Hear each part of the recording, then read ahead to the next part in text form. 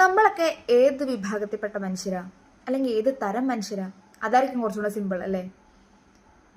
50 ദശലക്ഷം വർഷങ്ങൾക്ക് മുൻപ് ഹോമോസാപ്പിയൻസ് കൂടാതെ പല വിഭാഗത്തിൽപ്പെട്ട മനുഷ്യരുണ്ടായിരുന്നു. ഹോമോസാപ്പിയൻസിന്റെ എണ്ണത്തിന് ശേഷം ഭൂമിയിലുണ്ടായിരുന്നവരാണ് നിയാണ്ടർതാലുകൾ. ഹോമോസാപ്പിയൻസ് പൊതുവെ ആഫ്രിക്കൻ പ്രദേശങ്ങളിലാണ് കണ്ടിരുന്നത്. നിയാണ്ടർതാലുകളായാലും ഹോമോസാപ്പിയൻസ് ആയാലും ശാരീരിക ബന്ധത്തിൽ ഏർപ്പെടാൻ പാചകം, ഭക്ഷണം, ആയുധങ്ങൾ ശേഖരണം തുടങ്ങിയതിലൊക്കെയായിരുന്നു ഇവരുടെ ഒരു സഹകരണം ഉണ്ടായിരുന്നത്.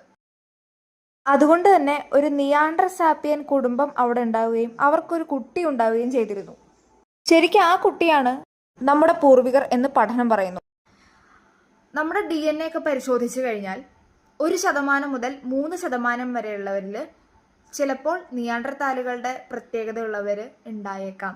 ഉണ്ടായേക്കാം എന്നുള്ളതല്ല, ഉണ്ട് എന്ന് പുതിയ പഠനം കണ്ടെത്തിയിട്ടുണ്ട്.